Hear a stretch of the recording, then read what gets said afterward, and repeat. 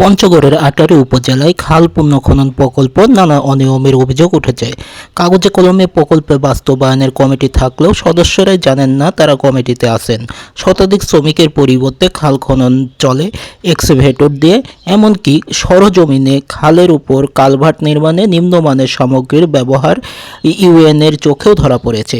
নির্বাচনী প্রতিশ্রুতি আওতায় দেশজুড়ে খাল খনন কর্মসূচি উদ্বোধন করেন প্রধানমন্ত্রী তারেক রহমান। পঞ্চগড় থেকে রিপোর্টার জসিম রয়েছেন। জসিম আপনাদেরকে সকল কিছু বিস্তারিত বলবেন। ইজিপিপি কর্মসূচির আওতায় পঞ্চগড়ের আটোয়ারী উপজেলায়ও শুরু হয় খাল পুনর্খনন, বরাদ্দ 52 লাখ টাকা। বাস্তবায়নের জন্য গঠন করা হয় 7 সদস্যের কমিটি। 43 দিনের প্রকল্পে কাজ করার কথা 119 জন শ্রমিকের, অথচ কমিটির অনেক সদস্যের অভিযোগ তারা জানেনই না কমিটিতে আছে তাদের নাম। চেয়ারম্যান সাহেব আমার সাথে কোনোদিন এই ব্যাপারে বসে নাই, যে মেম্বার সাহেবের দেখেন বসেন, এটা এই বরাদ্দ, এটা এটা সেই, শোনা মুখে শুনতেছি যে আমি বলে সদস্য সচিব এই প্রোগ্রামের এই কর্মসূচি। আমাকে না জানিয়ে খাল খননে কমিটিতে রেখেছে। আমি শুনেছি কাজ করার কথা ছিল শ্রমিক দিয়ে, কিন্তু শ্রমিক না দিয়ে ভ্যাকুম মেশিন দিয়ে খাল খনন করে। আমাদের এলাকায় খাল খনন কর্মসূচিতে আমাকে না জানিয়ে সদস্য করা হয়েছে।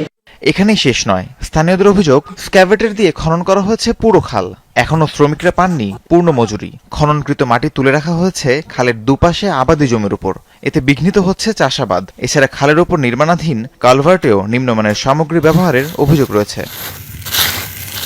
একদিন কাজ হয়েছে মজুরি দিয়ে, তারপরে দেখলাম ওই যে মাটি ঘুরা একটা উৎকল, ওইটা নিয়ে আসে কাজ করে চলে গেল। 119 জন শ্রমিক এখানে নিয়োগপ্রাপ্ত হয়েছে, এই শ্রমিক দিয়ে কাজ করার কথা, কিন্তু না, এখানে কাজ করছে হচ্ছে ভেকু গাড়ি দিয়ে। দুই পাশে দুইটা রাস্তা এমন বড় কইছে, সেগুলো ভাঙে যেতে পারে।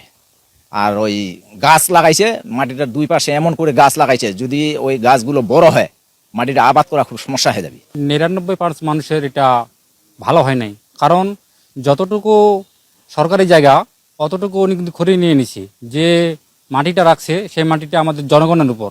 অবশ্য ইউপি চেয়ারম্যানের সাফাই, সরকারি বিধিমালা মেনেই করা হচ্ছে প্রকল্পের কাজ। একই দাবি প্রকল্প বাস্তবায়ন কর্মকর্তারও। কৃষকরা যেটা বলছে এটা আমার মনে হয় না জানে না শুনেই তারা মন্তব্য করেছে, কারণ কৃষকদের নিয়েই তাদের জমি মাপা হয়েছে। সরকারের যতটুকু জমি আছে অতটুকুর মধ্যেই দুই পাশের ধার, কিয়দাংশ কৃষকের সদিচ্ছায় কিছু কিছু মাটি তাদের উপর পড়ে গেছে হয়তোবা। অনিয়ম হচ্ছে বাট এরকম না, ওইখানে কিছু খোয়া আনছিল একটু কম, মানে সেটা আমরা চেঞ্জ করেছি, চেঞ্জ করে আমরা পরে ভালো খোয়া নিয়ে কাজ করছি, এবং আমাদের লোক সার্বক্ষণিক থেকে ওখানে কাজ দেখাশোনা করে আমাদের। সরজমিনে কালভার্ট নির্মাণে নিম্নমানের সামগ্রী ব্যবহারের বিষয়টি চোখে পড়ে ইউএনওরও। তদন্ত কমিটি গঠন করা হয় উপজেলা প্রশাসনের পক্ষ থেকে। খাল খননে কোনো অনিয়ম থাকলেও ব্যবস্থা নেওয়ার আশ্বাস দেন ইউএনও। এই কালভার্টের মান যাচাইয়ের জন্য আমরা একটা তদন্ত কমিটি করে দিয়েছি। তদন্ত কমিটি আমাকে খুব দ্রুতই 3 কার্য দিবসের মধ্যে রিপোর্ট দিবে যে কালভার্ট যেটা এস্টিমেট ধরা হয়েছে এস্টিমেট অনুযায়ী কাজ হয়েছে কিনা। প্রকল্পের উদ্দেশ্য ছিল জলাবদ্ধতা নিরসনের পাশাপাশি কৃষকদের উপকার করা, কিন্তু অনিয়মের কারণে সেই উদ্দেশ্য কতটা বাস্তবায়িত হবে তা নিয়ে উঠেছে প্রশ্ন।